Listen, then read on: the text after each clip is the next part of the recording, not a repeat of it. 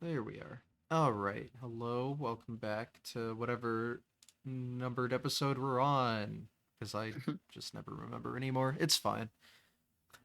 Sometimes I wonder if this is the longest running speedrunning podcast now. Probably, right? Sure. Damn, that's crazy. I don't know. I don't Jeez on know how that. many of them exist, but I can't even I feel remember like the they're still in their number. infancy. What's up? I said I think they're still kind of in their infancy for the most part. Maybe. Well, anyway, enough about me. What about you? Who are you? Hello, Let us know. I'm good. My name is Brandino. I've been speedrunning for about 5 years now, and I'm known for running lots of 3DS games, which you can see here. We have a number of consoles. I've speedrun Yeah. games on every single one of these. A different console for each game. Yeah, well, it's nice that way because as somebody, this is kind of like my bread and butter. If one console were to really like break down and I only had one, it would not be fun. So I started getting as many as I possibly could, just so I could distribute the weight evenly among consoles and have a backup. Which did prove helpful because I recently had a thing where this red one died on me. I had to send it to my buddy Tylenol, and he had to perform a bunch of surgery to fix it. And luckily, it's fixed now and it works. But that was my worst nightmare right there. Is one of these dying. Hmm. Well, at least you have 10,000 backups. That's good. Thank God, right? Yeah, very important. I only have the one. There it is. As the Yeah, stylus falls out, as always. Thank yeah. you, We were just 3DS talking XL about that. placement. We were just talking about that. Yeah, because if you turn this normal ways, Yeah, there it goes. disgusting. Everything else is great, though. Good console. I was saying, I think I've lost every stylus I've ever had. I'm better about taking care of them now, but that's only because I'm an adult. Um, Oh, my console matches my I shirt right now. oh Nice. nice. You got a purple shirt. Yeah, it's the runner SGQ 24 runners, I think. Yeah. I can't remember what the design on that was. The It's one like the this year was. summer log flume thing, but it's like Oh yeah, the that one rudder is shirt's all great. Of purple and stuff. course, they saved the good purple shirts. Damn, that would have been nice. I think I mentioned this on the show before, but when I was at PAX West last year, I was wearing this and someone complimented it. It was the artist of the shirt. Dude, that's crazy. It Oh was a my group of god. 3 people and they were all like Yeti people. I was like, "Oh, okay." They do some awesome shirts. There was a great Zelda one this year where they combined the three games like Majora's Mask, Phantom Hourglass, and Link's Awakening all into like one image, and it looked amazing. That's one of my favorite shirts I've gotten from them. There's so many. Half my shirts are Yeti shirts just because if you're a runner, you always get one. Yeah, and I follow them on social media now, so I always get Hmm. updates on like their daily teas and stuff, and I keep seeing nice stuff, and I'm like, well, I gotta get that. Like, I picked up this sick Luigi's Mansion shirt from them a while back. Yeah, good company. Anyway, let's get back into the actual subject The matter speed here. running of it all. So you started 2020. Why? Yeah, and okay, so why the why of it was the pandemic. Mm, I think it was May 2020. No, it was really started in April, I guess. I was beating Banjo Kazooie on Xbox, and I was having a great time. And I was like, I don't really want this to end. Like, I could play this more. And so I was like, maybe I'll look into a speed run. And I mentioned that to a friend who immediately sent me the Discord link for the Banjo Discord because he found it on SRC. And I was like, oh, I guess we're doing this. I actually did start with the intention of kind of just sticking to the N64, which is funny if you know me now. Um, whoops. yeah, it kind of got out of hand. So it started with Banjo Kazooie, and I really enjoyed it. I'm somebody whose focus shifts quite a bit whenever I like to do things, and it's like I like to learn a lot of games. So I moved over to Banjo Tooie relatively quickly, and then DK64, and then things got a little bit out of hand because I've had a Sega Saturn for let's say 10 years, and I've had a copy of Sonic 3D Blast on that Saturn, and I really, really wanted to 100% it with all the emeralds, but I've just never done that. So I was like, well, you know what? We're gonna learn the speed run, and we're gonna do it this way. So I learned the entire speed run and beat the entire game of Sonic 3D Blast on Saturn, and that's when things got out of hand because then I started learning more Sonic games. I learned Sonic 06 because I figured I was playing it casually with some friends, and one of my friends knew some glitches, so I was like, oh, let me try this, and I tried that, and then things got a little hazy. I really couldn't stick to my idea of N64 games. or just Rareware games, and then it branched into like, oh, Rareware plus Sonic, and then it kind of just became whatever I felt like running at the time. So 3DS eventually wormed its way in with Sonic Generations. I really enjoy that version. Yeah. I 100%ed that as a kid and didn't have the, actual console version until much later, which I Yeah, never beat. I'm glad. Yeah, I actually not growing up because I was like in high school. I was a freshman in high school when Generations dropped. But I played it then, and I actually really enjoyed the 3DS version more than the console version because one, the stage picks, and two, I just felt like it was a little more challenging than the console version was. The console version has a lot of points where it feels like you just hold X to boost, and that's Mhm. about it. It's obviously more complicated than that to some degree, but it's definitely more streamlined than your average game. But yeah, I picked up Sonic Generations 3DS in, let's say 20 like late 2020, early 2021 because it looked like a sick run. And to be fair, it really is. It's one of the coolest Sonic games that nobody really plays. Um and I spent a couple months learning it, and I was like, okay, let me figure out how to get a 3DS capture card. And I got a capture card after some searching because in 2020, 2021, there was like nobody manufacturing these things or installing them. And anytime people did have them, they got sold out like that. Um, I could not get a hold of one for the life of me for like 2 years. And then somebody I know on a Discord is like, "Hey, I've got one sitting around. I don't use. Do you want it?" Sold it to me. He was in Europe, so it took about a month to arrive with customs issues, and then it did arrive, and customs had like ripped open the back of the console to see if there was like a battery in it. So I had to like it didn't really work. One of the buttons got squished in and like needed to be unsquished, and then still didn't work after that, like the A button didn't work. So I sent that to I sent that to be fixed, and then along with another card. At this point, Delfino Customs, the capture card installer, had come out, and so I sent them one of mine, and I also sent them this other one. I was like, hey, can you fix this up, and then also install one of mine. They did, and then USPS lost the package on its way back. So fast forward about a year later, I didn't get to stream any 3DS games for about a year. So I spent a year getting really good at Sonic Generations and Sonic Lost World on 3DS. And I would literally just record my runs if I did record them with like I had this cup right here. I'd turn this upside down, put my iPhone on top of it, and then record me playing the game like on my desk, and then I'd have to flip the footage and post. And that's how I used to have to run 3DS games before I had a capture card.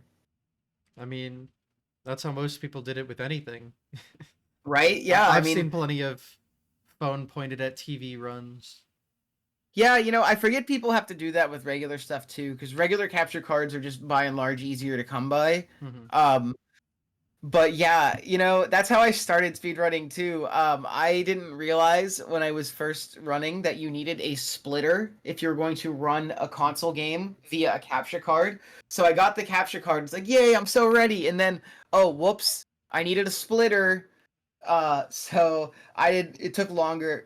And so while I was waiting for everything to get there, I just started running with my webcam pointed at the TV because it was the best I could do.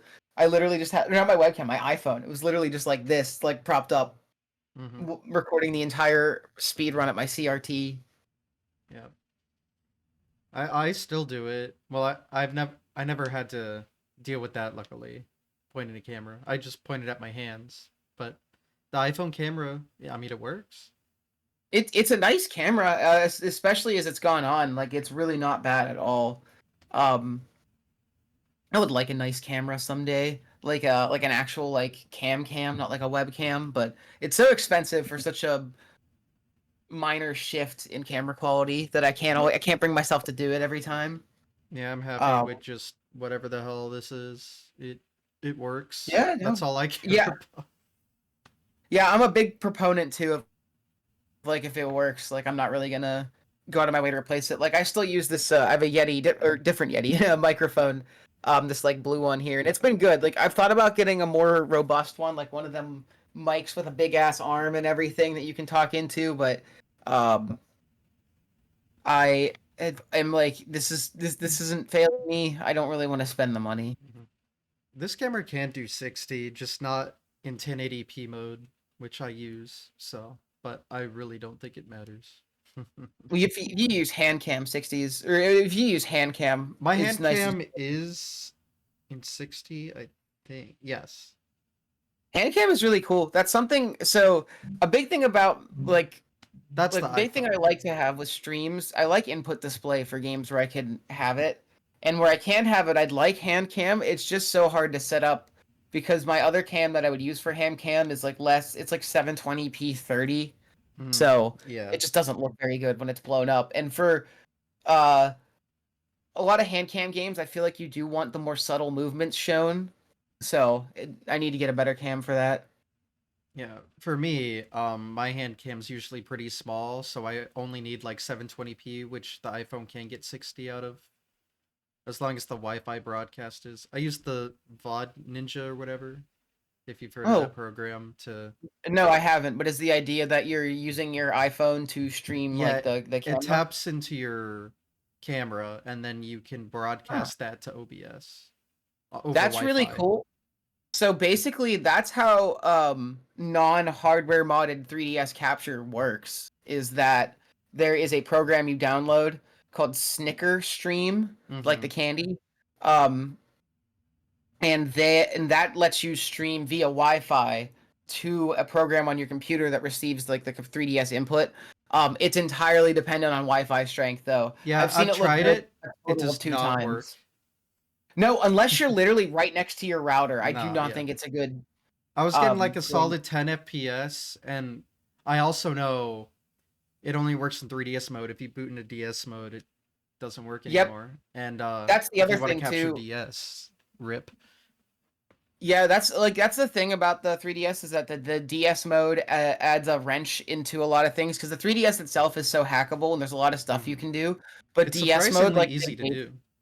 it is surprisingly easy. In fact, I just this 2DX is my newest one, and I think I got this hacked in like less than 20 minutes. Like was no time Oh, at you all. could speedrun it now, huh?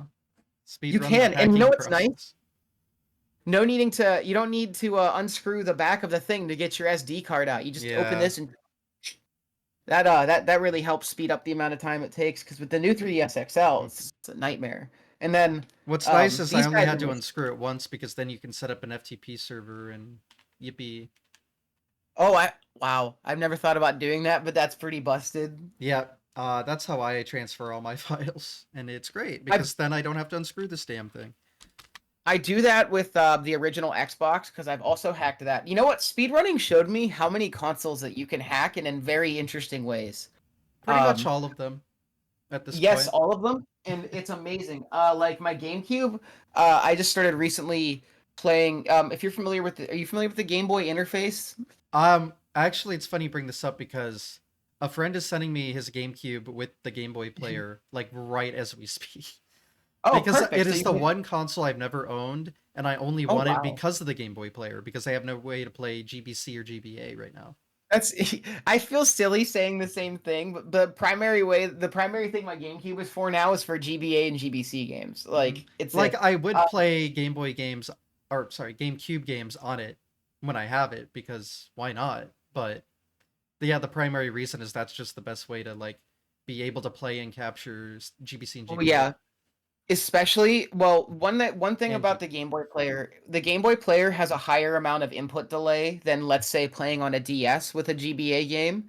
Mm-hmm. I think it's something like 90 milliseconds, whereas it's 60 milliseconds on DS and like 58 something. I don't know the exact number, but it's like 50 something on console itself.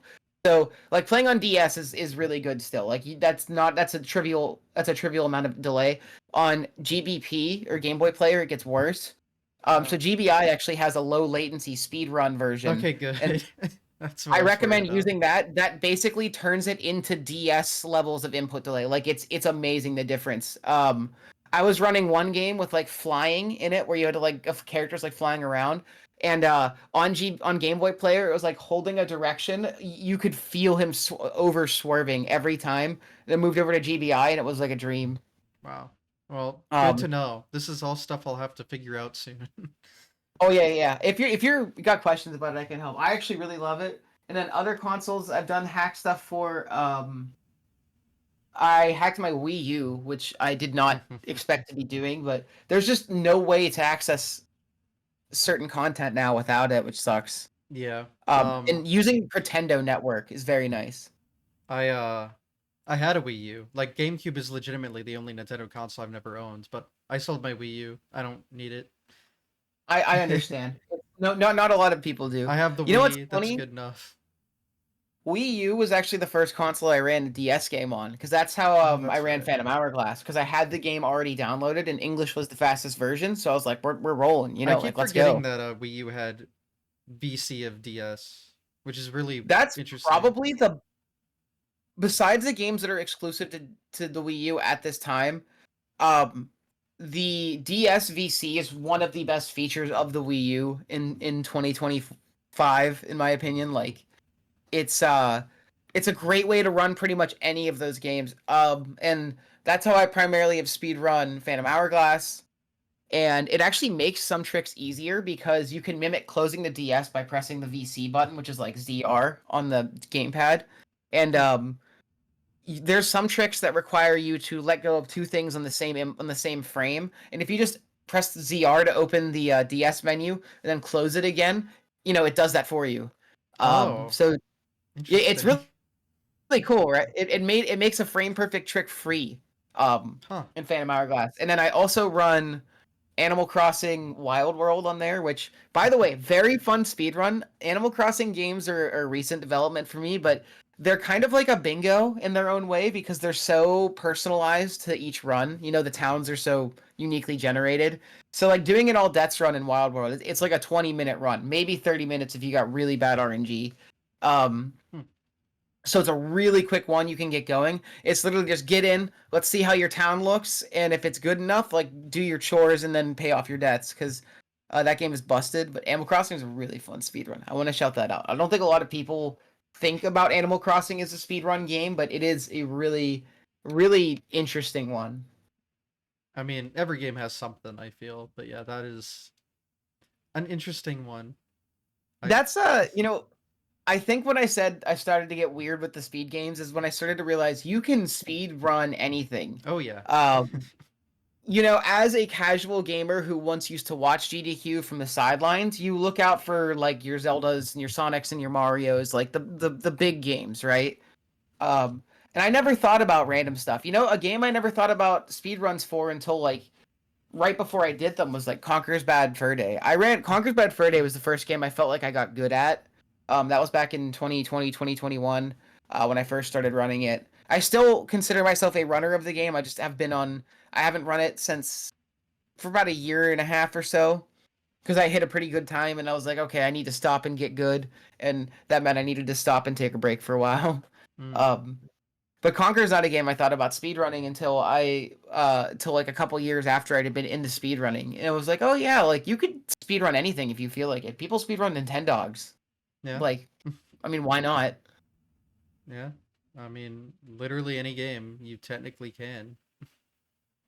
Yeah, and going to GDQ for that matter is also something that made me, for the first time, really made me think about how many games people speedrun. Because you'll be walking around the practice room and you see everything. One of my favorite things I came across was it's not a speedrun per se, but it's just like what people are doing with their gaming sphere.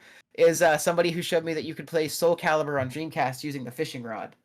Um, Oh, great. and I just you literally just whip it around and it's like your chops and slices are mapped to the thing, so it's like amazing. And then oh god, I remember a random game I saw somebody running at a GDQ was like Croc, like Croc from the Legend of Gobos, but for the Game Boy Color, which I Oh. forgot was a version of the game until I just caught somebody running it at GDQ. And it's like, yeah, I wouldn't have thought about that, but here I am and somebody's doing it, so now it's a run I think about. And I think it's really cool for stuff like that. I just see so many random games at GDQ being run. Mm-hmm. It's helped me like figure out how to, as we were talking about, tap into console's true potential, I guess. Yeah, yeah, you get to learn more about what people are doing with those. Yeah, I also getting to know speaking of the Dreamcast, getting to know people that know Dreamcast, like because there's a lot of cool Dreamcast mods now. Uh, in 2025, like you can replace the entire Dreamcast power supply with a much smaller one that runs off of USB-C. and it's really really easy to do because they Mhm. made the Dreamcast super moddable with the intention that like hardware mods might be a thing in the future. And so you can also replace like the disk drive with like an SD card reader, and it's a super simple upgrade. That stuff I would never have learned about without talking to like people at World Nine or random friends at GDQ. You know? Mhm. Yeah, I'm Yeah, so used I to love just the hardware side of things. Sorry, what yeah. were you saying? I'm so used to like retro stuff where all you need is like just buy this EverDrive and bingo. Yes, EverDrive is not something I knew about until I got into speedrunning, but I own a few of them on a couple different consoles, and they are a lifesaver. Yeah. Um, Especially for like traveling. Oh yeah. Like if I go home and I take my N64 with me, like my EverDrive is like my lifeline. It's like, okay, well, that's a great way to play a bunch of these games. And then I recently got one. They have like good features for speedrunning too. Because Mhm. I recently got I have it right next to me, so I'll pull it out. The EverDrive for Game Boy. Because I wanted to learn Link's Awakening, which is one of my favorite games of all time. And I was learning Conker's Pocket Tales, which is a game that exists, you know. Yes. And this has a little button on the top of it that you can use for save states, and that it lets you only do one save state, but still being able to save state on console and Mhm. play the game normally like does amazing things for practice. Um, Yeah. I love being able to practice like low level sections like that via save stating. It does so much for me, Mhm. and No, yeah. EverDrives really enable that. That's the biggest thing. And then I mean, since you were talking about travel, like when I go to a GDQ, I don't bring my consoles. I just bring the EverDrive because they have the consoles and I can just plug it in and it's like there's all my stuff. Yeah, literally, it's all right there. It makes it so simple. And in general too, like it's just nice to know that there's ways that you can play these games on hardware like this. The EverDrive is honestly a miracle to me that they've got like Mhm. an S. I know it's probably not that impressive, maybe if you looked under the hood technically, but the fact that we've got like this functioning SD card reader for like these consoles where it's like, yeah, load like how big are Game Boy games really? They're like a few megabytes. You toss in like there's like a 2 GB SD card in here. I think I could fit most of the game's library, most of the Game Boy's library onto that thing. You know what I mean? Like I it's know amazing, NES games are just like a handful of kilobytes. So right? that's Like really easy to yeah. get the whole library on. I got the whole library on a 2 GB Wii SD card. Oh man, speaking of My that, first ever drive. Wii to me is the OG hacking console because I used to back in like '08, '09 when the Wii was still new. I remember seeing videos on YouTube where people would have like smash recolors and stuff before they got really comprehensive like modding tools for the Wii. And it was like, "Oh my god, how are people doing this?" And I used to know about the homebrew channel back way back when. I remember I once like downloaded it to my Wii, but I didn't really know what you could do with it, so it was just kind of there with no features. And I was like, wow, and now I've got this homebrew channel, and you couldn't do anything with it. That to me is like the OG console that people used to hack. That's yeah, before speedrunning, I had only ever hacked one thing and it was the Wii in 2010. I Yeah, remember. because the features are crazy. Like GameCube memory card manager and Nintendo and I like only used it for CTGP. yeah, that's fair. That's what I You know, remember. that's why a lot of people hack their 3DSs is for Mario Kart TGP 7. 7, yeah. Yep. I do have that. Yep. And then, like we were talking about Pretendo Network, one of the speed runs I'm trying to learn right now with two other speedrunners, the Glovers and King's Pride, is 3-player Triforce Heroes. And we can still play that over Pretendo, which is a good way to practice it because the only other way we could do it was all in person at GDQ. And obviously, that only happens twice a year. It's not very optimal. Yeah. Speaking of the 3DS though, that perfect like homebrew stuff. H shop. Oh my god. Oh my god, yes. There's a million features. So like recently this new 2DS XL I got, there's I think I need to get somebody to look at this because the start and select buttons like aren't really working. But it's a 2DS XL, so you have the extra ZL and ZR. And hmm so I downloaded an app that lets you remap buttons and I just remap start and select to ZL and ZR because you No. barely need those buttons like at all. Hmm. Um the only downside is I can't play it in DS mode because it turns off like the 3DS mode obviously. But whatever. I still have a selection of other consoles to play that from, so it's not all is lost. No. Um, Yeah, the 3DS 2 is like the ultimate. Like, if you want features in your hacked console, like, look no further. Custom ROMs, you can download anything that's ever been added to the eShop. Mm-hmm. You can download tons of custom themes and real themes. It's really the only way the console is usable now because they got rid of Nintendo Network and all that stuff. Yeah. I'm just like Plus, unfortunate. the best way to play Virtual Boy, That's 3DS. true. I forgot about. It's a great way to play a couple Game Gear games too. Um, Oh yeah. One of the first games I speed ran off of this new 3DS XL when I got it was Sonic Blast Game Gear because Ew. I had access to it. It was like a 15-minute game. I just learned a few levels. You can set a saves that the Mm-hmm. VC has a save state built into it too. Again, we were talking about like save stating, like so you can quickly learn every level in a row. It was like a 15-minute run, 30-minute run. I don't remember how long it is anymore because it's been a while, but it's a short run, and it was like there's a great Game Gear emulator on there. So yeah, that's a fantastic way to do it. It's Yeah, one of the but more. Sonic Blast. I know it's not a Ugh. good game. I could have made better choices. Could have made better choices. All the Sonic Game Gear games though are very fun games. I learned uh Sonic Chaos a long time ago as part of like a 1 day challenge thing where I was just like I'm gonna learn a game in 1 day and do runs and see what happens. Like a And that 12-hour was challenge. That was a big thing a while back. not even a 12. It wasn't even 12 hours. It was Oh, more like 5 because I didn't have the whole okay. day to work with. But it was a really, really short game and really easy to get going because I could save state all the levels, and so that really, really helped. Mm-hmm. Um, Again, save stating. I'm somebody that like when I practice a game, like I really need a game that either I can save state certain sections or I have like level select so I can IL because ILing is such a core part of speedrunning to me now.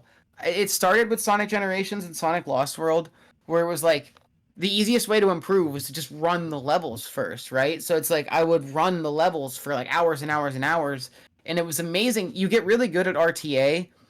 You get really good at them, but I would say IL and RTA speedrunning can be very different mentality wise. And Mm-hmm. so even though I love ILing, it is something that I have to separate from like RTA sometimes.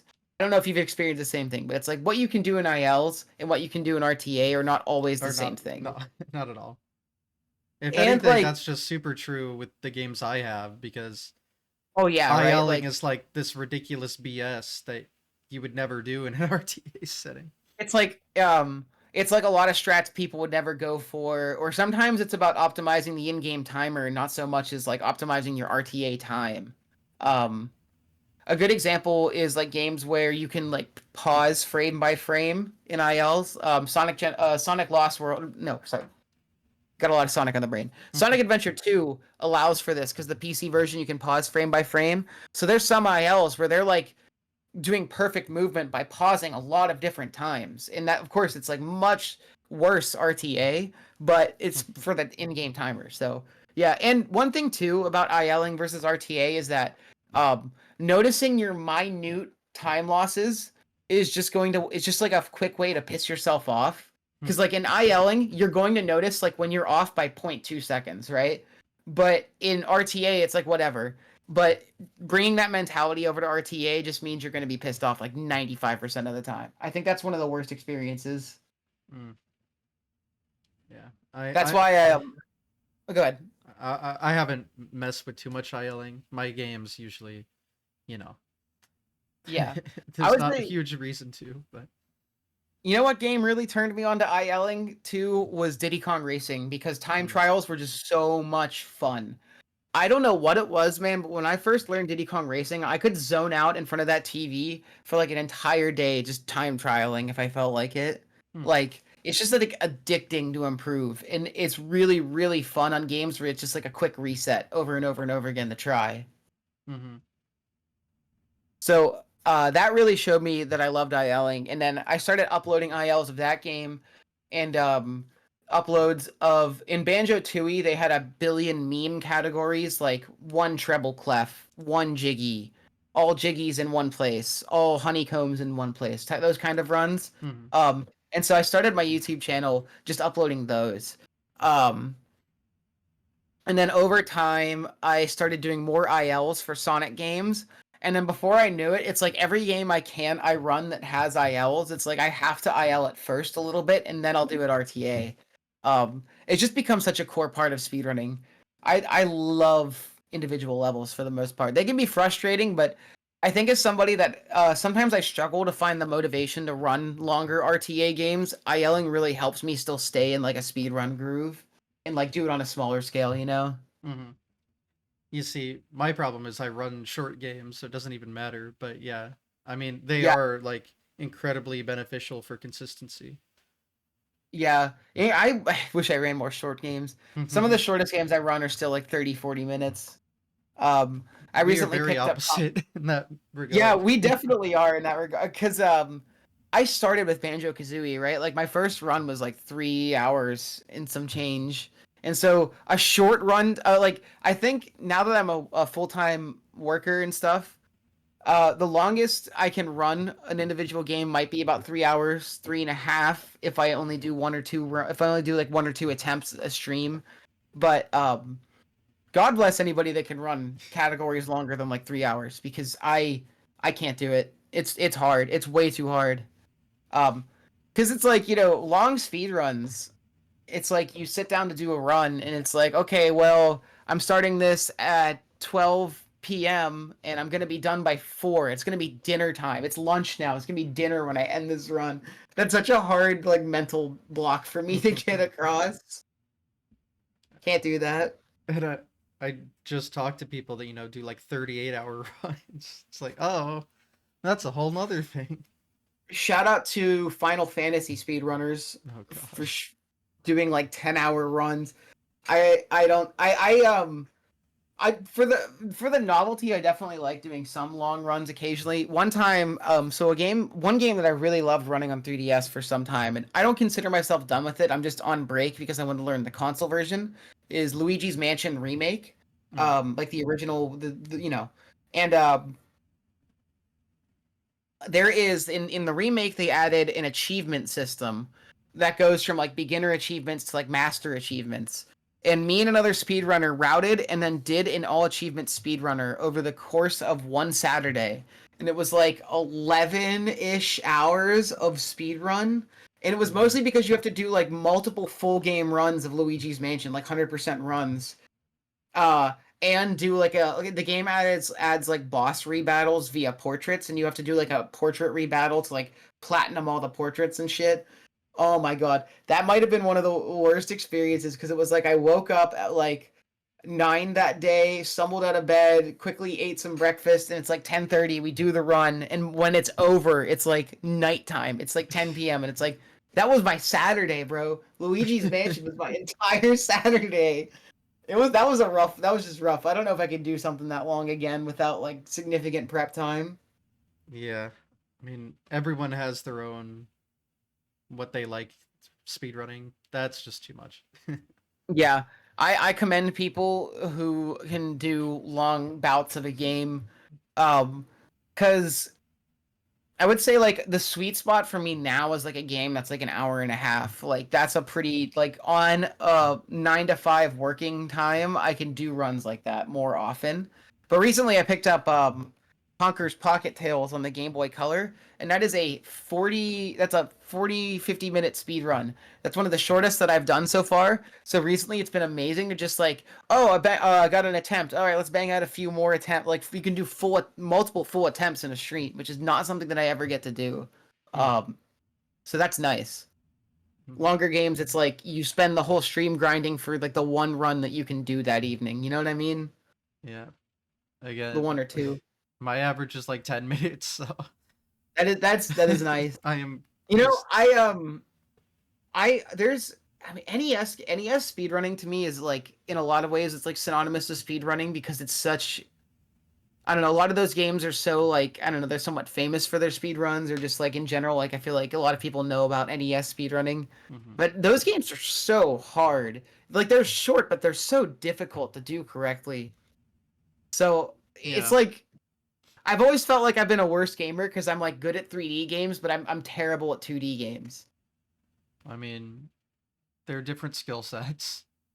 They are, and I got in at the tail end of the 2D era, and started doing I started on like Mario 64 and like the N64 and stuff when I was a kid.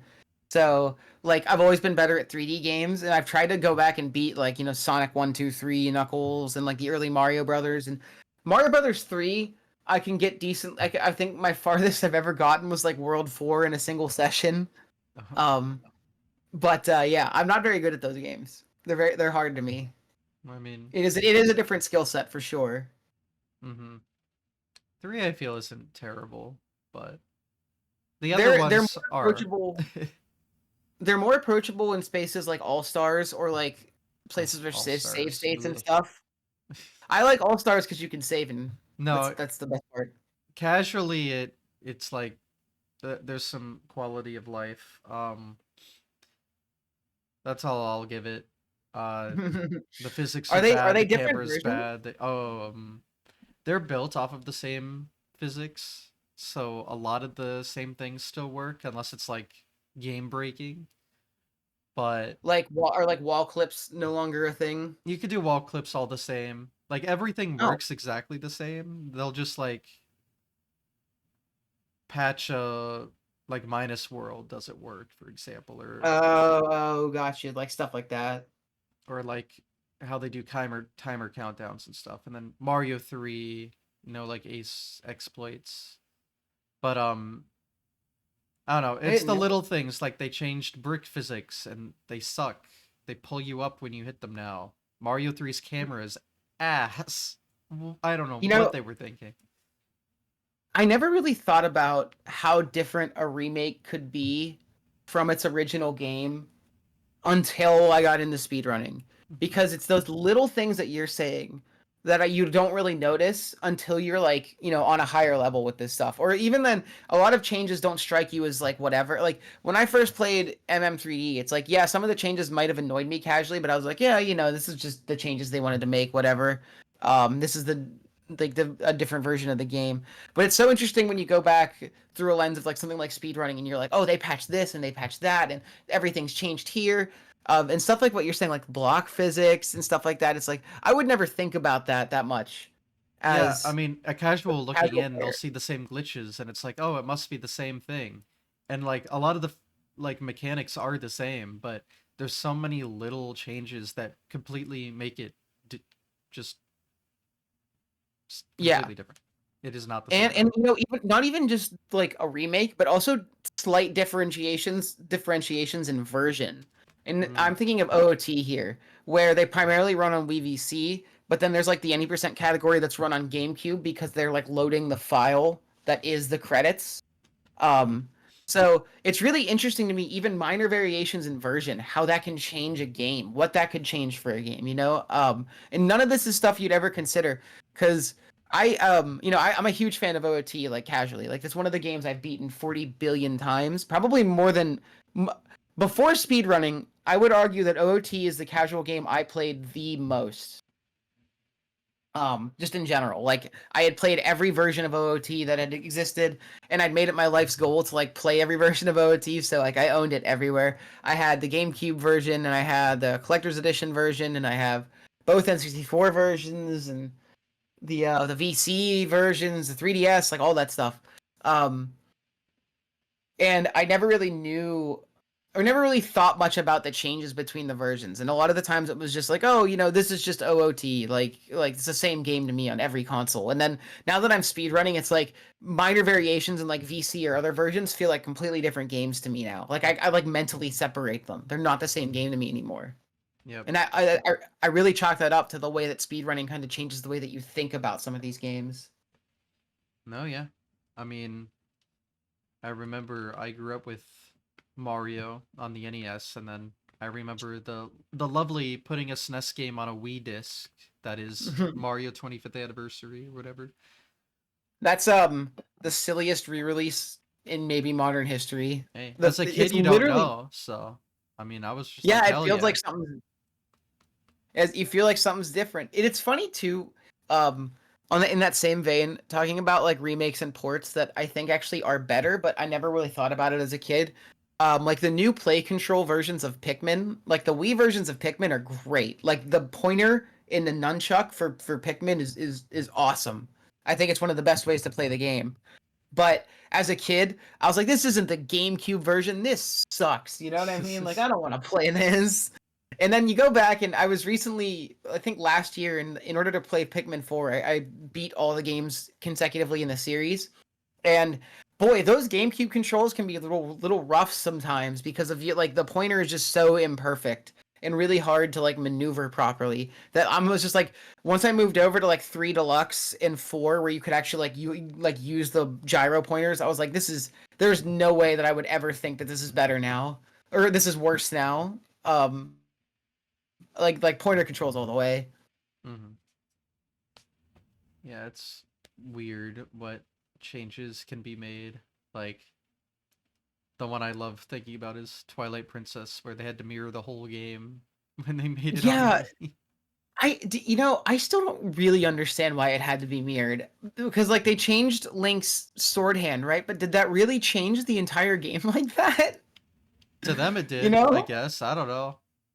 that's the silliest change in the universe to me. It was that I remember that. It's funny too because I think I remember I was watching a TAS be able to be commenting a task he had made. I think it was Twilight Princess glitchless on Wii, and part of the reason that he did it on Wii was that in task terms, like the pointer is actually amazing for tasking because it's like you could essentially be pointing at something on like the next frame, Mm-hmm. and stuff like that. So it's like again, it's like stuff you wouldn't think about, but it actually might be pretty good with the right purpose in mind. Well, Um, Mirror games hurts my brain. uh, you must hate mirror mode in Mario Kart. Yes, in Diddy Kong Racing, the mirror mode legitimately gives me a headache because I'm so used to the other versions now. It's like it's Oh, hard to really? look at. Yeah, it happens with a lot of runners of that game for whatever reason. Like mirror mode legitimately hurts people's brains. Hmm. Interesting. I guess I never thought of it as that big of an issue, but I mean, I've never. Muscle memory is a hell of a drug. No, it is that I do know because again, with like switching versions of the same game, it's like, nope, nope, this isn't right. Right? Like Nope, you're trying nope. some stuff and you're like, oh yeah, this isn't gonna work. This isn't gonna work. I first played Conquer on N64 and I played the N64 version for quite a while. And then eventually I got the fastest version is on Rare Replay, which is on Xbox Series X. Um, so eventually I got a Series X and I've been playing it on there. And like it's a really good version, but like there's a couple compromises you have to make. Like on the Series X, like you have to swap the triggers so that they feel more like the ones in the game. Because on N64, it's like your jump trigger. They moved your jump trigger to R over here. You know, it's like crouch, like Z. And it's like on N64, it's like you really want to do that, like with the same thumb that you're controlling the control stick with. So Yeah. it's like Mhm. little random stuff like that was hard to get used to. And another thing on N64, you use the L button to skip cutscenes, but on Xbox they remapped it for whatever reason to select. So that was one of the biggest changes was having to like change from like I had weird grips in mind to like hold the L button down. And then it was like, oh no, you have to press select now, which is a completely different button. And on Xbox, I keep putting down the controller when I need to keep making a point. But there's a share button here, so that Mhm. when you tap this, it's like the screenshot button on your Switch, right? Yeah. So it's like, oh, we've taken a screenshot, or if you hold it, it takes a video. Well, this is really close to the select button where I'm mashing for cutscenes. So I have a bunch of useless screenshots of me speedrunning on Conquer because I was trying to mash select and I accidentally hit the screenshot button. Beautiful. I feel like on my Switch too, 90% of the screenshots are people accidentally thinking that it was a select button, Hmm. not actually like taking a screenshot. We've talked a lot so far, and I feel like you brought up like 50 games you've run at this point.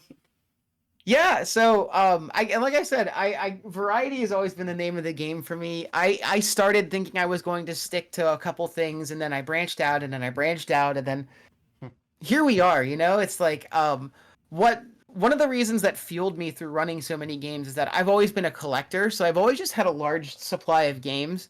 And then once I realized that you could also speed run any game, I was like, let me just keep trying this stuff. I just have all these games. And it's definitely fueled me collecting more games to try to speed run and just seeking out more games in general. and I really enjoy that aspect of it. And another thing too is that a lot of the games and communities I'm a part of, I'm usually a part of in a capacity where I'm running a handheld version of maybe a game that's already on a console. A couple Mm-hmm. examples would be Luigi's Mansion, Diddy Kong Racing, Majora's Mask, OOT. These are all games that have been remade for our lovely handheld console 3DS, DS over here. And I happen to be a part of the community because I run the remakes, and I like weaseled my way into the communities. I like to think because of that.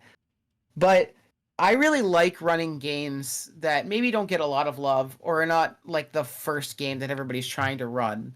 Um, and I guess that's why I keep picking up like a little bit more obscure 3DS games because it's really fun to be one of the only people who's providing footage.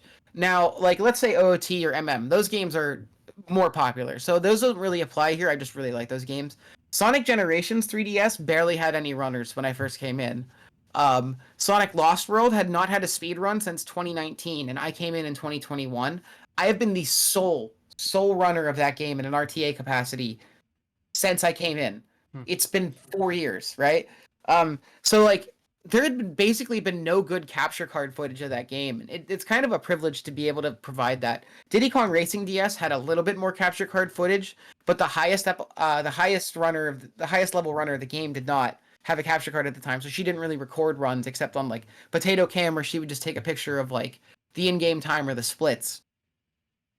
So when I started running Diddy Kong Racing, it was like, oh, I could be another person providing footage for this game that barely has any.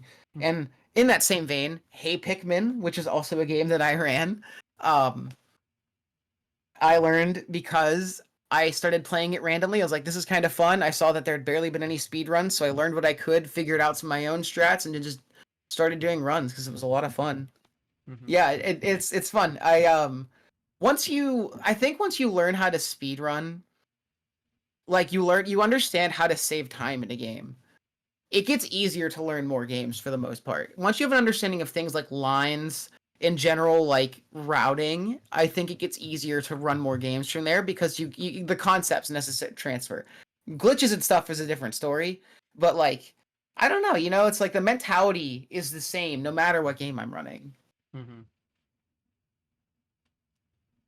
Yeah. So you primarily would run games that are somewhat related, right? Like most of like the original Yeah. Mario. Yeah. I mean, And the time that I I've do known you, not have branch only out run. very much, do I?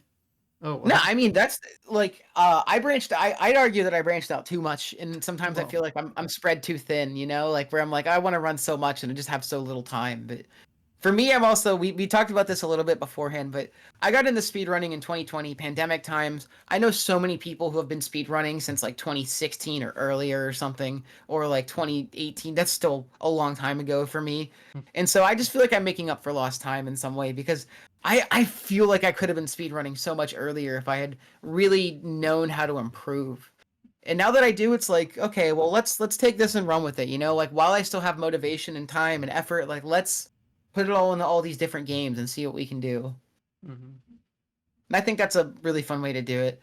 Um, and like I said, it's a privilege to have a 3DS capture card. So part of the reason that I like running some of these games is a couple games I've been the first capture card like footage provider of. One game I've run, this is a recent run. I picked it up in like February or like let's say December to February was Sonic and Sega All Stars Racing on the DS, which I've been playing on 3DS. And before I ran it, there was zero capture card footage of the game. It was either potato cam or emulator. And so it's really fun to provide that.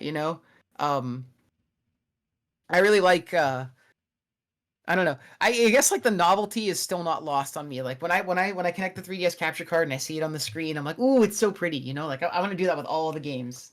Mm-hmm. A bit off topic, but I know you have a account where you just capture DS title Title screens and screens. upload them. Yeah, that's just out of a love of the console. It's a fun thing. I am so thank God I didn't name it Daily DS title screens because I am horrible at keeping up with that. Um like in terms of daily at least. I can do it usually every couple of days or every other day. But yeah, just a quick shout out on Blue Sky. I run DS at DS title screens. Which is exactly what it sounds like. On Thursdays I post it's 3DS Thursday, I'll do 3DS title screens. Um but it's fun. I record all of those on this console. And usually what's really been fun about it lately is that so I only have so many physical DS games. So what I've been doing is I message my friends and I go, name a DS game, just any DS game. I tell them to name one. And whatever they name, as long as I haven't previously posted it, that'll be the one I post that day. And that has led to some very interesting posts, like My Fashion Studio and games I've never heard of, like Magical Starshine and Gunpei DS, Feel the Magic XXXY, games that it sounds like I'm speaking gibberish probably, but it's a fun way to learn about new games. Um, and just in general, like broaden my horizons. Because I think I've always felt like, yes, I run a lot of games, but I've always been focused around like Nintendo-esque games, platformers, Sonic games, racing games. Um, and I always feel like I've never been much of a like I don't know. I guess I've mostly been a Nintendo gamer, so I feel like it's weird. I've never really gone outside of that bubble. So it's like learning more about like non-Nintendo games is always a treat. Mm-hmm. Because we grew up like firmly Nintendo. Like we had a 64 into the GameCube into the Wii, like true combo. Yeah. I sadly bought a Wii U at launch. I'm sorry. I No, still have I them here. I had it worse actually because I was finally convinced to pick one up, and then I think a month later they announced the NX. So, Yep, uh, that's what it's like. For me, one of the reasons that I kind of like collecting different models of 3DS now is that I was always somebody who bought the new model at launch, and so I'd get like the generic version, like this like when I first bought 3DS, I had this blue guy, like the normal blue guy. mhm. And this isn't a bad model, but then it's like, oh, Still have mine's anyway.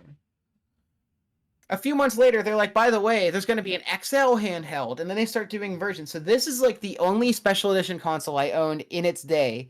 Hmm. But this came out with Animal Crossing New Leaf. This is just a basic 3DS XL, but it looks like a Pop Tart. I love this thing. It came with New Leaf installed, and I never really, in the same vein, like they released like the Wind Waker edition of the Wii U, like a couple, like maybe a little bit after I had bought the Wii U, and I was like, come on, man, like Mm-hmm. let me let me breathe for a second. I'm glad that the Switch doesn't really have that, and it's more just like the Joy Cons that you're using. Mm-hmm. Um, because like I got the I've been using the Skyward Sword esque Joy Cons for my Switch, and it makes it feel like a special edition console when it's not, which is cool. Yeah. It's nice. What I usually do is if I really want something at launch, which I usually never do anymore. Switch 2 was an exception, but like I for 3DS, I got that, and then years later I got this one when I found out, oh, there here's all of the models. Now I can choose which one I want, basically. And then Yeah, I could sell my that's old what's nice. one if I want to. Yeah, exactly. That's what was nice about getting the newer consoles with capture cards and stuff. It was like one I just had the money from like a bonus at work, and so I was like, okay, we're getting this console, we're getting a capture card installed in it. By the way, don't get this console. I know it Okay. looks pretty, but if you look, it has not been kind to sweaty hands. Oh my god. These this is a known problem with a lot of models of new 3DS XL. Not all, because I don't believe yours does it. Okay, Neither good, does because if that gets ruined, I'm gonna be sad. I think it it. has It a would have different. happened. Yeah. It's a different paint style or something. If it Mhm. would have happened already, basically, with Yeah, how I long that love you've this had yours. thing. Like the inside glistens and sparkles, and then the I back know. doesn't have Low anything, key, luckily. since I got this 2DS XL, I have been enjoying this. So, um, I think it's a very comfortable console to hold. And the top screen, tell me the top screen doesn't just look like an iPhone. Yeah, no, I see I it. keep telling this to Like an people, and older it's so iPhone, but funny. yeah. Yeah, it's funny to me. The 2DS XL is nice because it's just nicer to have, I don't know, a slightly it feels a little more less breakable, let's say, than like a new 3DS XL or a regular one cuz Hmm. one of the nightmares about owning a DS is those damn hinges love to bust. I have a No, I know broken what you mean. hinge. I have a broken DS Lite somewhere in my desk. Yeah, here it is. That can't stay open no more because the hinge broke on the side, Yes, and so it either rests like this or falls or just over. flops on down. I luckily have Uh, never had that kind of issue. What's funny? So I have a DS Lite, a DSi, 3DS, and then this. Um, all three of the other consoles had this issue where the top screen stopped working. All of them. Ooh, that But that they have happened. all started working again if I didn't Oh, touch them for a what? while. I don't know why. And you could Oh, I like was gonna watch say them like deteriorate, glitch out until they shut off sometimes. But I don't know. It's so weird. you might need a new top screen. Maybe it just like can't handle being used for long I don't periods. care So about any of recently, them anymore. I have this, but it it was just a this consistent issue, but I never had like the hinge break. I think my mom had a DS where the hinge broke, but one thing hinge is a my problem on first these ever older ones. DS Lite, I know I pulled it back too far and snapped it in half. Just Oh, brother. Oh yeah, we've I all been was like there. 6. No. It Maybe. happens, man. I I don't get know. it. I totally get it. I That was remember my first dropping my console that wasn't I dropped being my original used. DS like in the driveway, picked it up. Hey, why don't does the hinge work anymore? Mm. One time, Oh, I dude. know my old 3DS. I don't know where it is, but there's a tip of a stylus lodged inside, like, I don't know how to describe it, but it just fell off something one time, and I guess the stylus, it like bounced, the stylus flipped out, got stuck, lodged the tip in, and then got permanently stuck. I don't know. That's I crazy. wish I could describe it, or That I I mean, like want to find it just so because I know it's here somewhere, but I don't know. Maybe it fell out. I haven't seen that thing in years. Who cares? I have this thing. yeah. I have a couple styluses that can no longer fit into my DSs. I keep on my desk at all times just like That's extra sick. ones for speed running because it's like the Valley of Lost Souls, dude. You just keep losing styluses. Oh, and okay. I haven't Shout lost out to this one Club yet, even though it sometimes falls out. Right now, it's not though. Legend. But Shout out to Club Nintendo, by the way. I got oh, this. I got this with Nintendo points back when I was a child, and it has a collection of colorful styluses in it that I am still. You'll notice that two are gone because these have been in active rotation when other ones get hmm. disappeared. Yep. Shout out to Club Nintendo. I miss that stuff. I don't think I ever bought anything from them, but yeah, I remember it quite fondly, despite never getting anything from them. I always loved I used to obviously buy a lot of Nintendo games, so it's like I'd put the stack up and then just like sit there and like register them all in the thing for the minor amount of points that you got. It Hmm. was always a good time. Yeah, I was never a collector or anything. I don't remember too much of what I was doing back then. We just had a lot of shovelware Unfortunately, bullshit, I think. unfortunately, I've Yeah. dedicated my life to collecting. I've been collecting since I was like 12 or I like something. console collecting, Yeah, I not get that. everything, but I prefer the conveniency of just finding a way to have everything on one thing, like an EverDrive, for Oh example. yeah. I mean, the older I get, the more I understand that. Like playing like my Xbox at night, like when it's downstairs in the TV, right? Like, oh, do I want to switch out a disc or do I just want to load something up from the console itself? Hmm. Digital games are definitely more in my wheelhouse now, but I don't I'm scared for the day we lose all physicals. It's Yeah, gonna happen. It's gonna happen, and we're rapidly approaching that. Microsoft does not want to make physical games no more, and I'm Sony surprised they want to make games anymore or console. I mean consoles. we're there's no way we're seeing an Xbox after this series. I feel like they want Xbox to be like a Windows. You know what I mean? They want it to Yeah, be like an operating they're system that just gonna drop onto they're everything. gonna become the Sega, you know. It's a sad Stop day. the I don't consoles. I mean, I grew up with consoles are Xboxes, but I recently started picking up PlayStations, and I'm like, yeah, this works pretty they're well. great. PlayStation is a console I always like friends had, but I never had. But like getting into the PS1, PS2 libraries now as an adult, there's so many great games. I'm not even talking So about that. I many. only have a PS3 that I can play right now. Dude, PS3 is the one console I don't think I own, like of normal, like regular consoles, because I have a lot of random stuff. I even have a CDI, Oh my um, god. I'm sorry. but I do not have a PS3. I need to get one eventually. Because I have a they're really cool PS1 consoles. collecting dust because to get um a way to load games, you have to mod it, and I can't do that, so I'd have to send it and pay, and I can't justify Yeah, that right now, but or I haven't been totally able get to that. justify it for 2 years, so it just sits there. But the PS3, Yeah, that I was an get it. easy mod. That was great.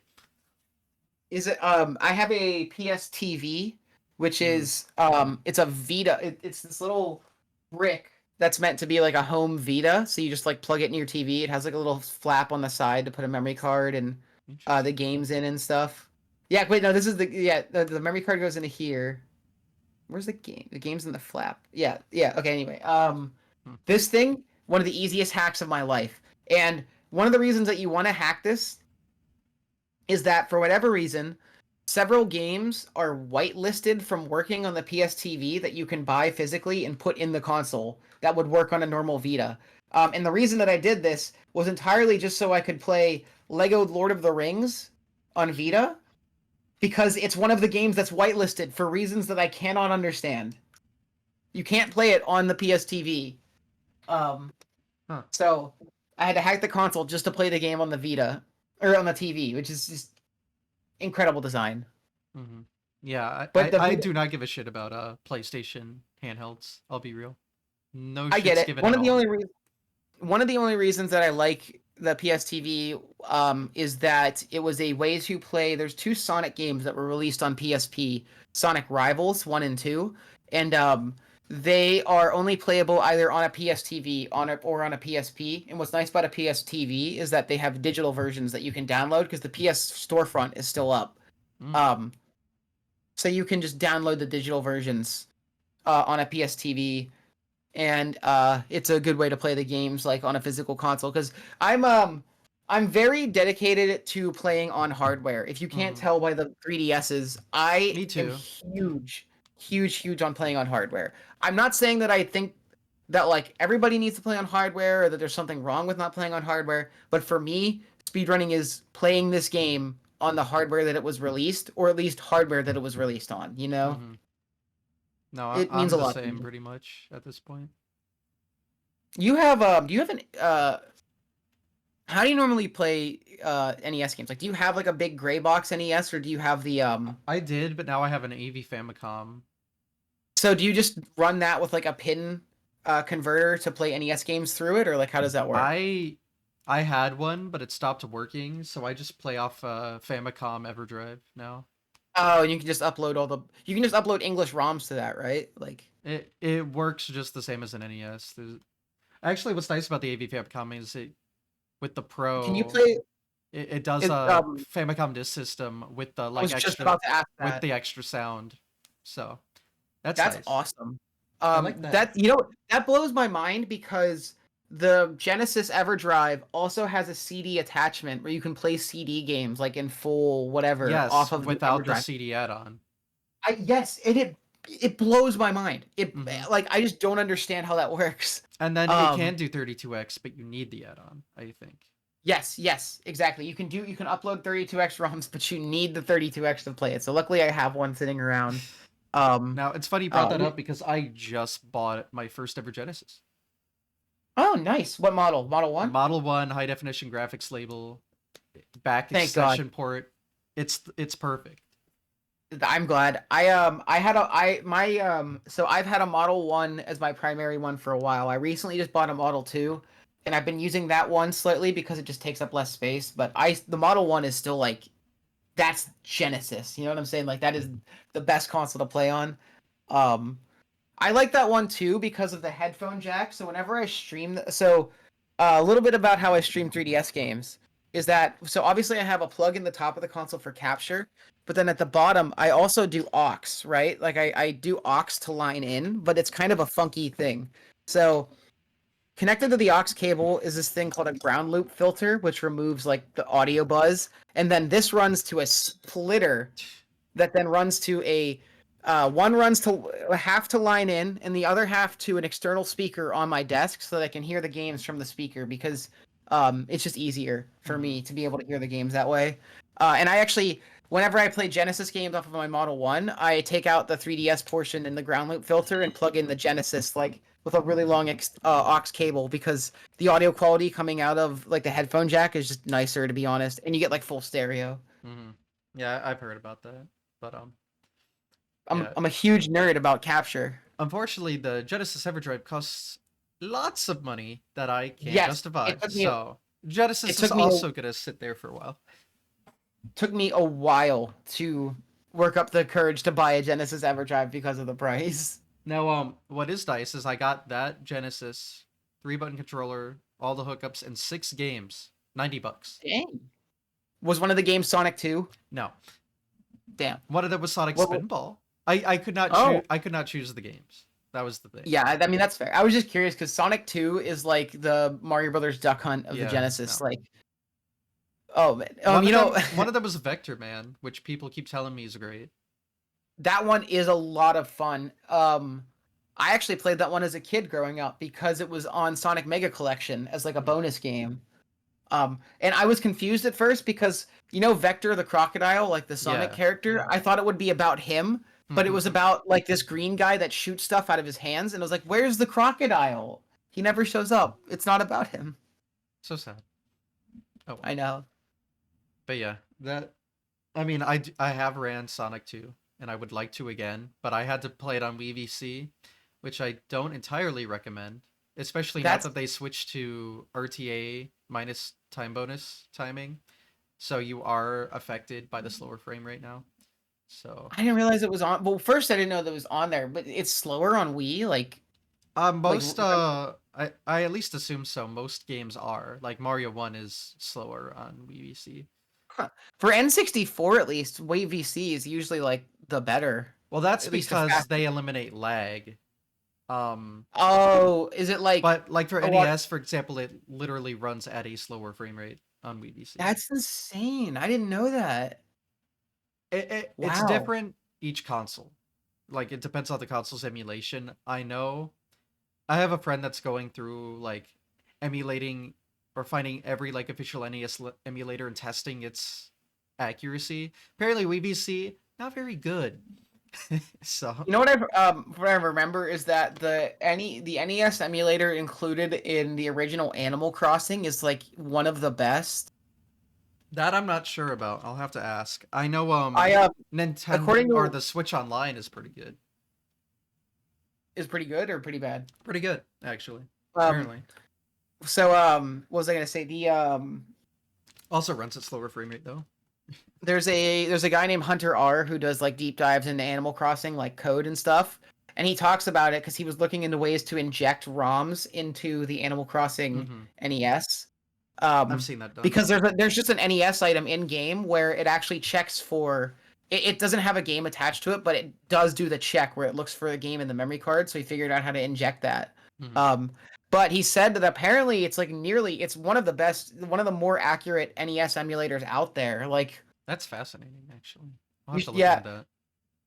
I bet it would be really funny if it ends up being like for some reason it's like one of the best, and so people are running Mario Brothers The off of guy I'm Animal talking about is Crossing. trying to make a video about this, so I'll have to ask how that if he even tested that and how that fared. Now I'm curious. I'll have to write that down.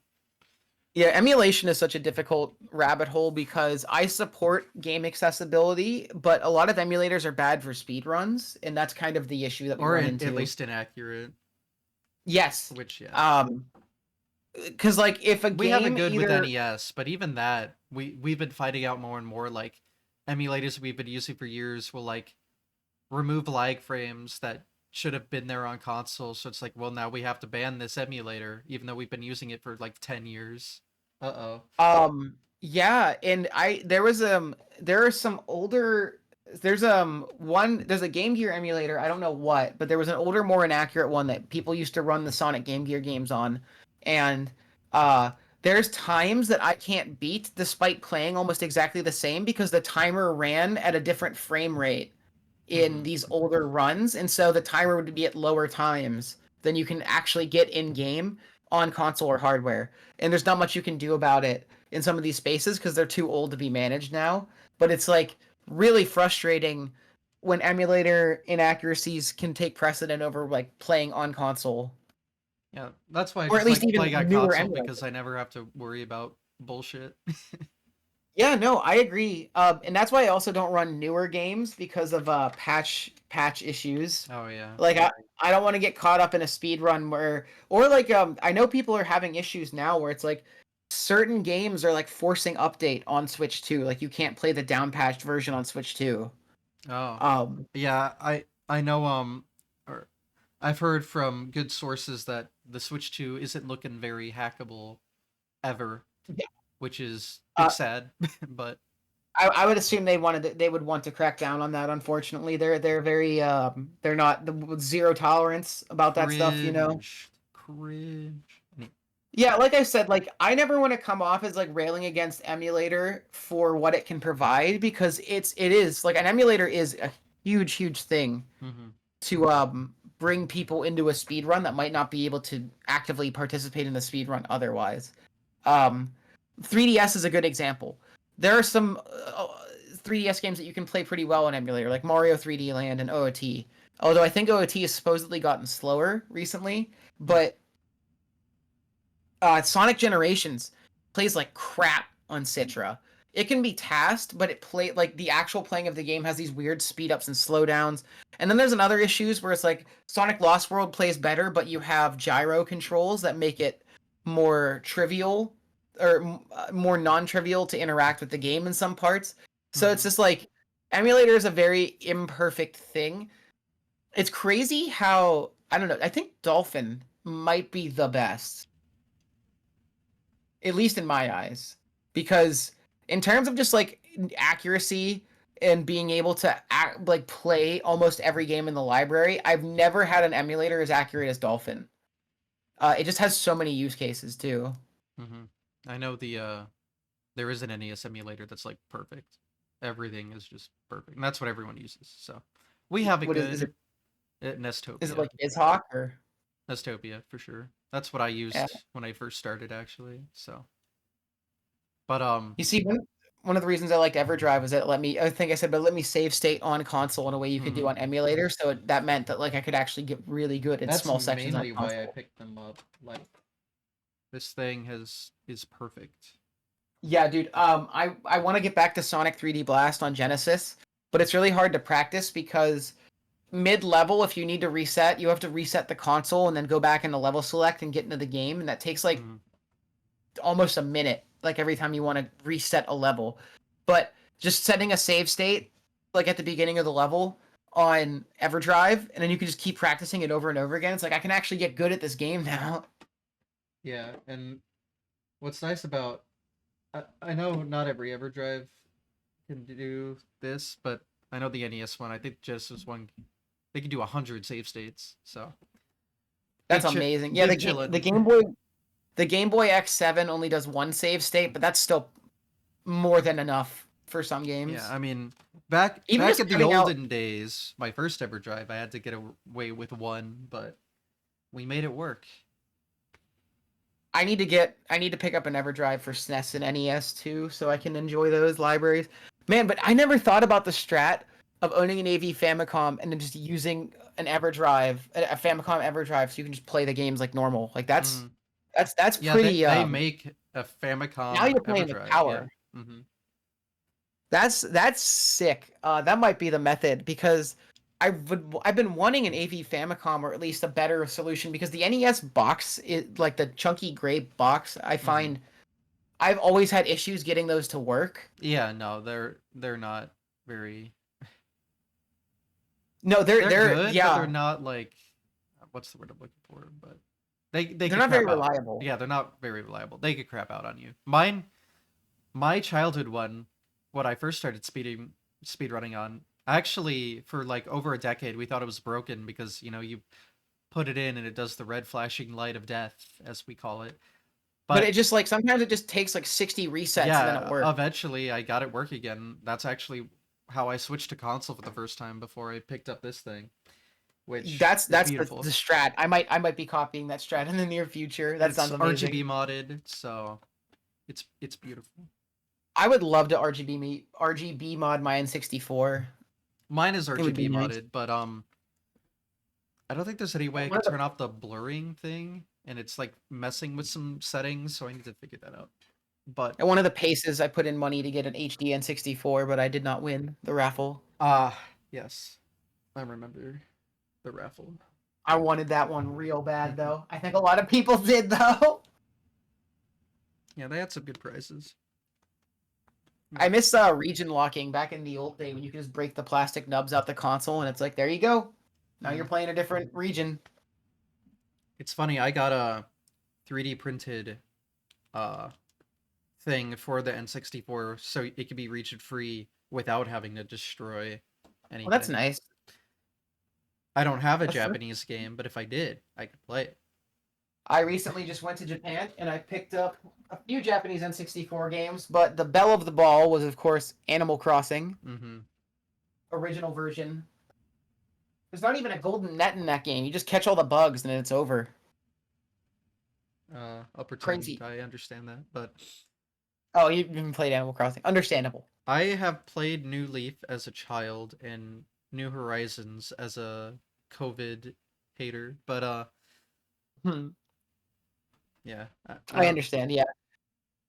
I don't know how far I got in either, or I think I completed the museum in New Horizons. I mean, GG, I've not completed the museum in any Animal Crossing game. I don't It's remember. difficult.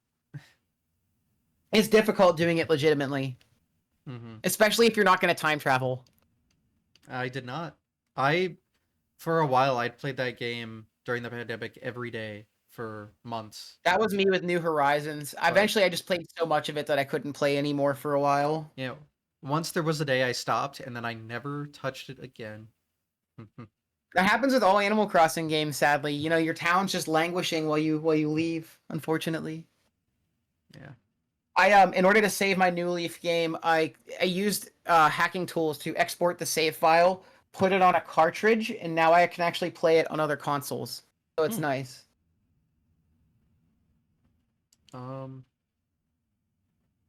We've been yapping a lot, but we have. We haven't really talked about runs specifically, I don't think. Nah, I mean, yeah, when they ever came up, I'm definitely a big yapper. I mean, I'm trying to. You mentioned a lot of games. I'm trying to just. There's a lot there. I would say what I've been most recently on, I played MM3D for like the last like year and a half, like the longest. And I've also been doing a lot of DK64. DK64 comes from the olden days when I still was going to run the N64 games. I relearned it on Wii U. And then MM3D was I really want to learn a 3D Zelda game, and I have the 3DS sitting around moment. Mm-hmm. And MM3D ended up being a really sick speed run. It's different but similar to N64 in all the right ways. If only that game didn't have the intro, it would be like the perfect speed run. Oh, how long is the intro? I mean, so the intro and all the cutscenes and stuff it's like 8 minutes, and then the actual like how much do you know about MM? Not much. That's a good question. So, do you know about the 3-day cycle? Like, yeah. Do you know anything about that? Mm-hmm. So the first time that you enter Clocktown, you have to do an entire cycle as Deku Link before you can move on to the actual game. So that's called first cycle. So the entirety of first cycle is like plus like all the cutscenes and everything to actually get started going towards the regular goals of the game. Mm-hmm. It's like 20 minutes. Oh. So it's like if you've ever seen like the Paper Mario 64 prologue, it's just like one long boilerplate section that you have to keep doing every time, and there's a lot of auto scroller elements to it because you're on an in-game timer. So it's almost like a cutscene that you can't justify skipping because there's gameplay involved. Yep, it's literally that. That's I think the best way to describe it is that it's like a cutscene that you can't skip. Unfortunate. Yeah, it is what it is. OOT's got less OOT. You can get a run going faster, but the game is just harder. OOT 3D is a hard speed run. Difficult tricks and a lot of precise. Like, you know, we always talk about OOT's broken. It's really broken in a very precise way. where it's like a lot of this stuff an average player cannot do, or at least very easily. You know what I mean? Mm-hmm.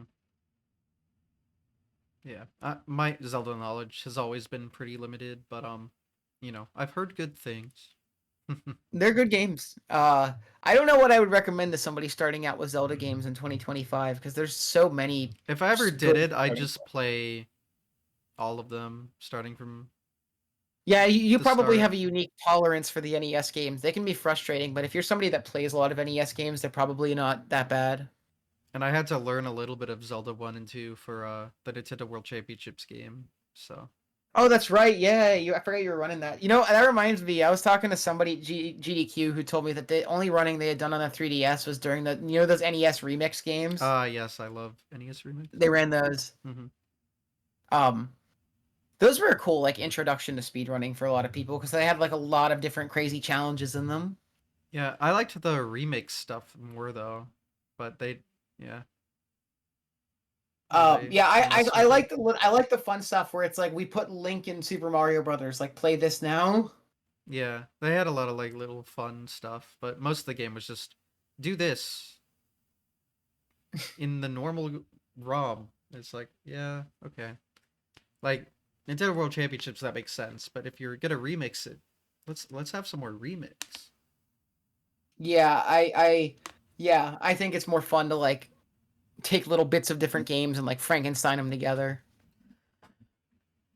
Well, anyway, are there any games you've run that you want to go into more detail in? Because I don't know if we've done too much of that specifically.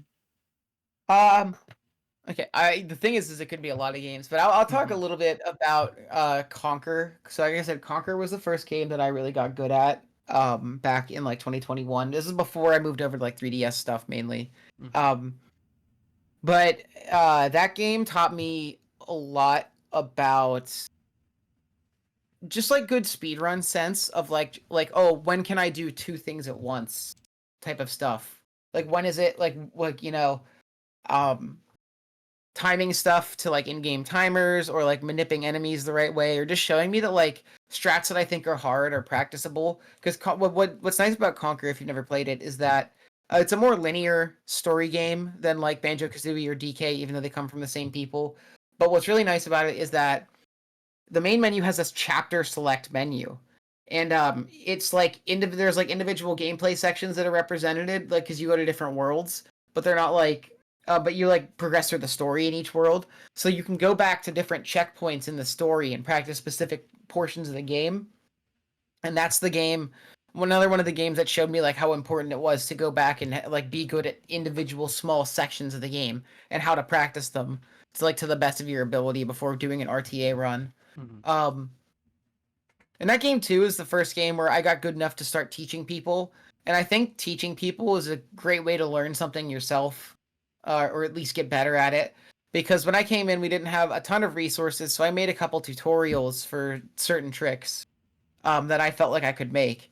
And then also after a while we made a Google Doc that was like an entire like here's how to speed run this game.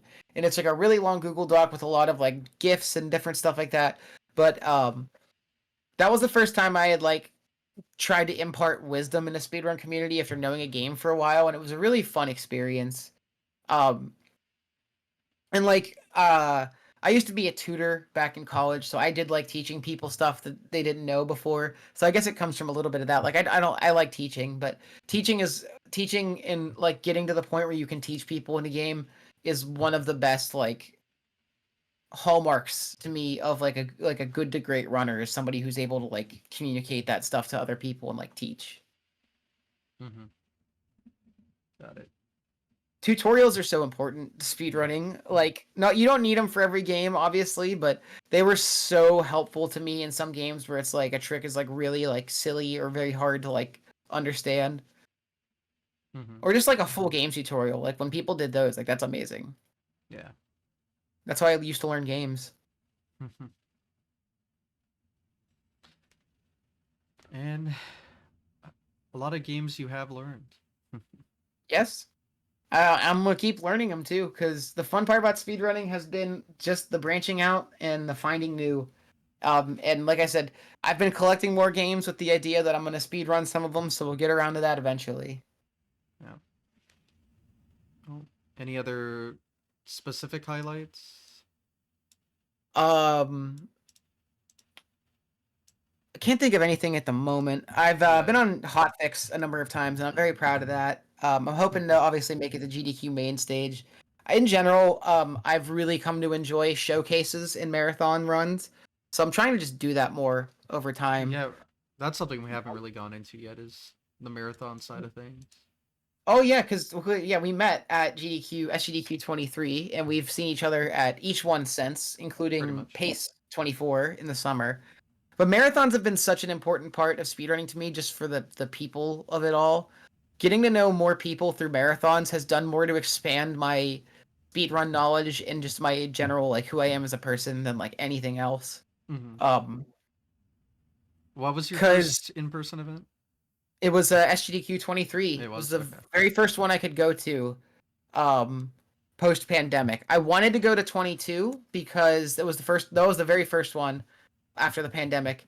But at the time it was the same week as my family's vacation, so I couldn't go.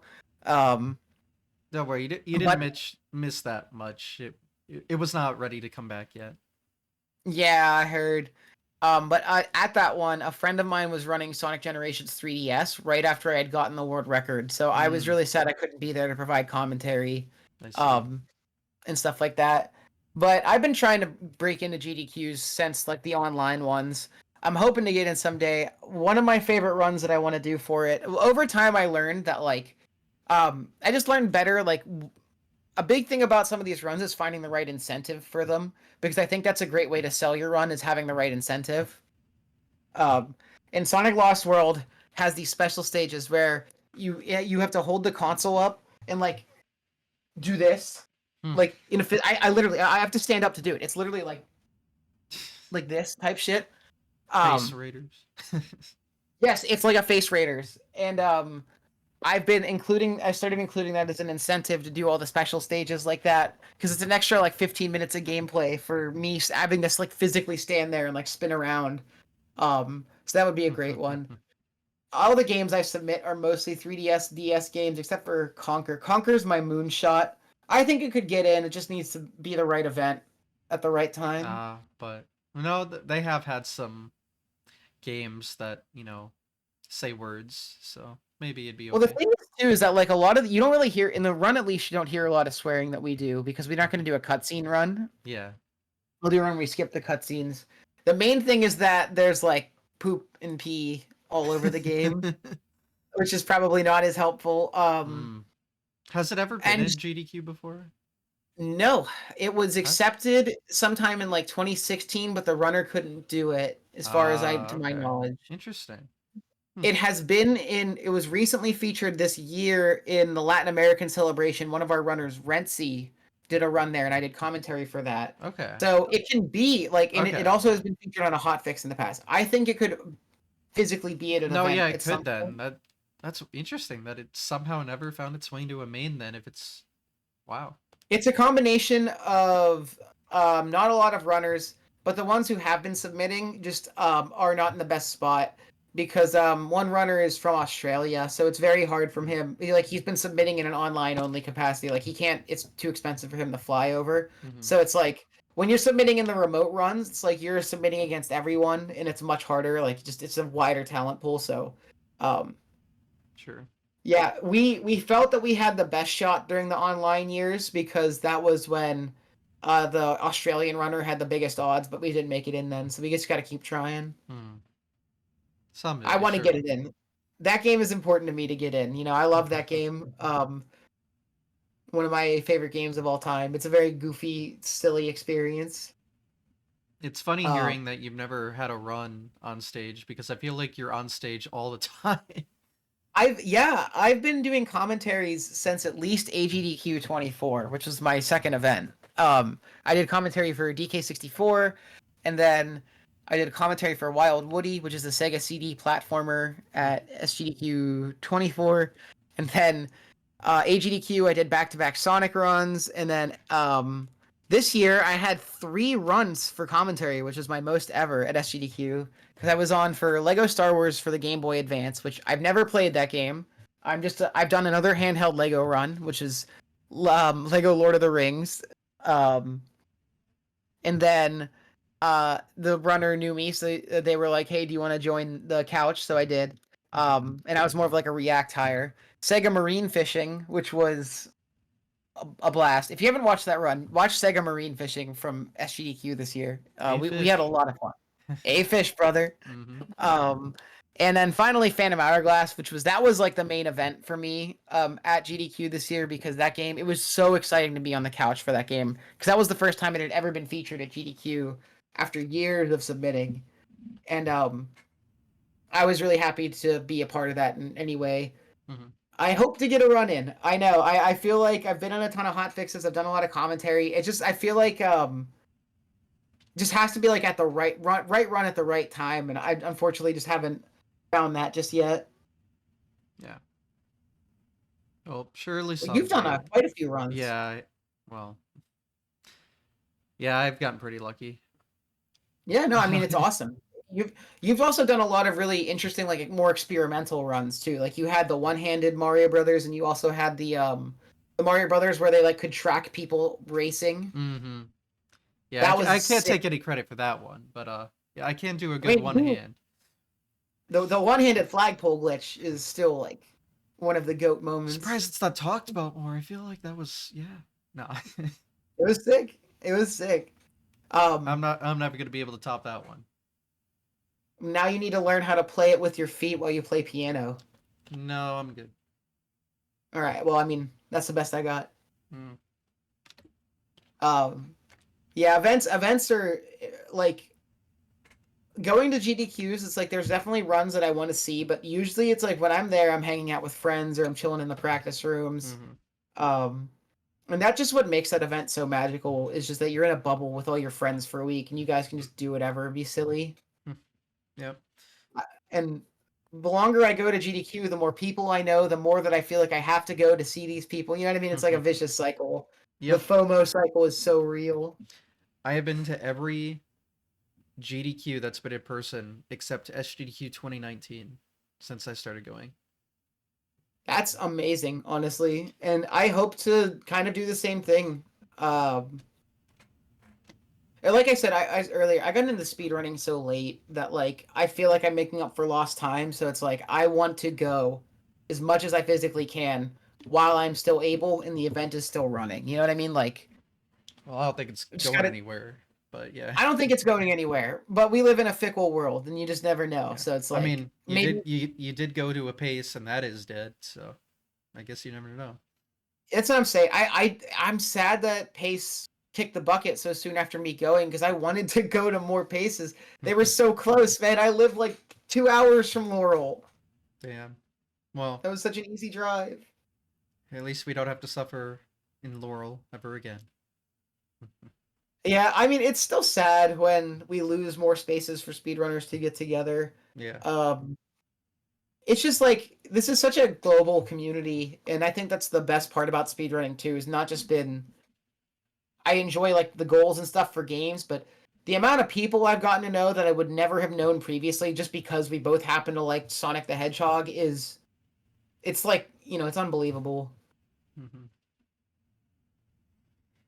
Yep. I am addicted. I went to every pace post pandemic too. I have a They problem. were a fun event. It was weird to be at such a low key version of something like GDQ because I was so used to like how bustling GDQs were. Mm-hmm. Different vibe for sure, but But it's not a bad vibe oh change. no, different is I not want to go. bad. There were some I bad want to go things to about more. it, but Yeah, whatever. yeah. I would I would love to go to more in person events. Like Midwest. Is Midwest Speed Fest in person? I feel like it is. Yeah, that's not too far from where SGDQ is, like 15 minutes away from the venue. I went to Minneapolis too. Yeah. Oh, perfect. I would, yeah, see, I just love to go to more in-person events. I need to keep my ear to the ground for them so I can actually like do it. Mm. But it would be amazing just to like, I don't know, this has been the year of showcases for me too, because I did like 3 or 4 within the first couple months. I had like a hot fix, and then like I did some fast paced events, and then um, I had a couple other hot fixes, and then rejects and friends recently. But it's like I love like showcases are slowly becoming one of my favorite parts about it too, and like I just want to keep that rolling because, like I said, like being a capture provider for all these 3DS games and DS games, like I can show them off to people who've never seen them. A lot of these games have never been in any capacity at a GDQ. Diddy Kong Racing, never. Hmm. Um, Sonic Lost World 3DS, never. The Zelda games, yes. Luigi's Mansion 3DS, never. Like, a ton of these games have never been Sonic and Sega All Stars Racing DS, never. So it's like, I can be that guy. But I guess it's just like they're more niche games, so that's why they can be harder to get into. Hmm. Have you ever had a in-person speedrun? Yes, I did Sonic Lost World 3DS at PACE Summer Okay. 2024. I was gonna That's say the I thought you had a pace run, but I couldn't remember. Yeah, that was it. That was the pace run. That was a really fun run. And it was I had a lot of fun at that pace too because a friend of mine was running tech, so I got to go sit behind stage like a cool person for a little bit. Um, that was a really fun run, that Lost World 3DS run. That's a Lost World 3DS is like my baby. Like I told you that I was like the sole runner of that for several years, and I've also like obviously been the only showcase provider, one of the only people finding strats. So like everything about what that game is, like I want to present it to people because I've spent all this time figuring it out, you know? Hmm. And I hope to. I'm just gonna keep submitting it until they take it. Honestly, I really want to get a run in at the Pittsburgh GEQ because that's where my family lives, so I could actually like get them there to like see it. Ooh. Because Well, my brother took it like when I was doing commentary at last AGDQ.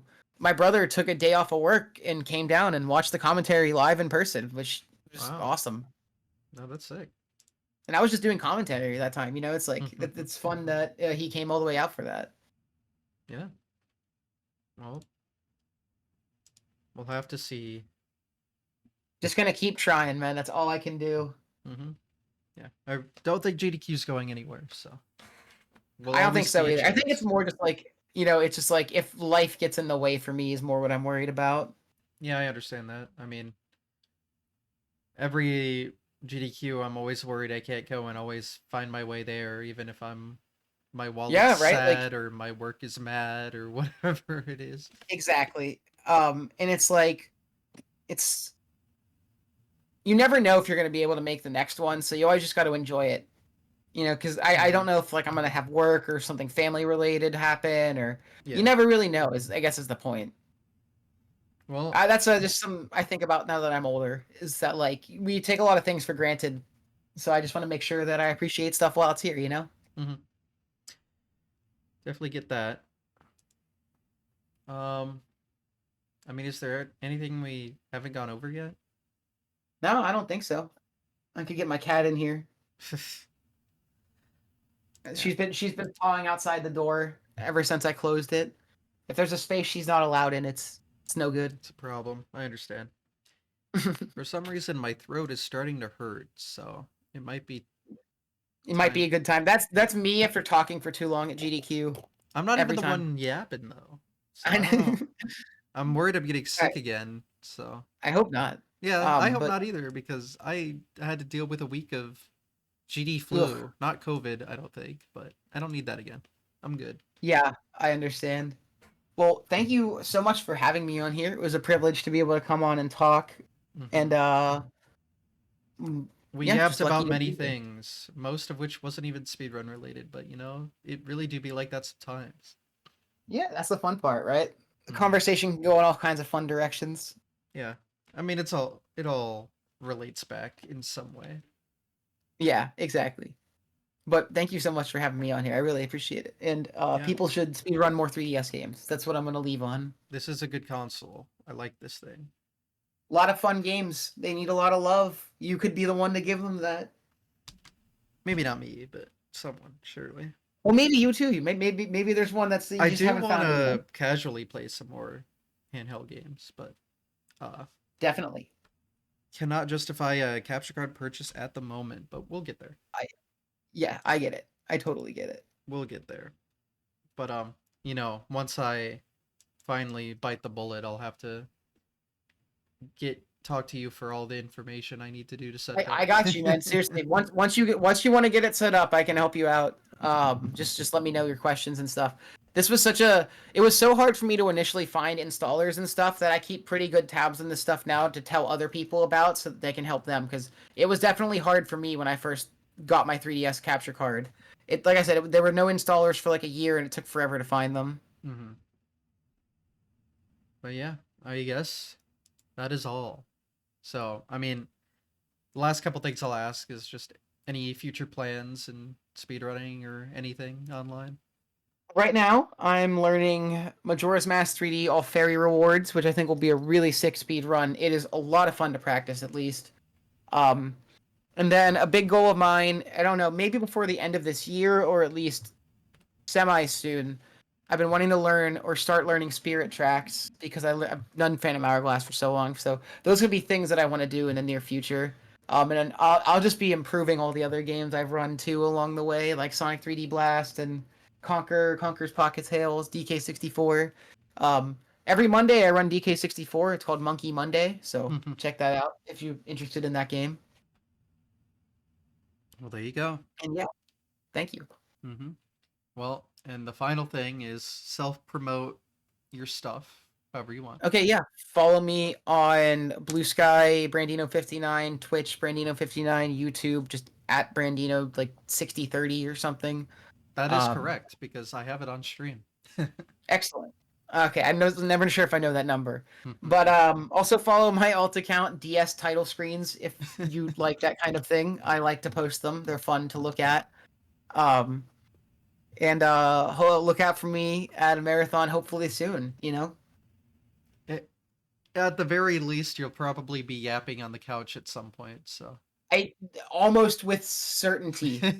I've noticed a trend. So. Yeah, I think I'll find my way into a couch or two this year, I'm sure.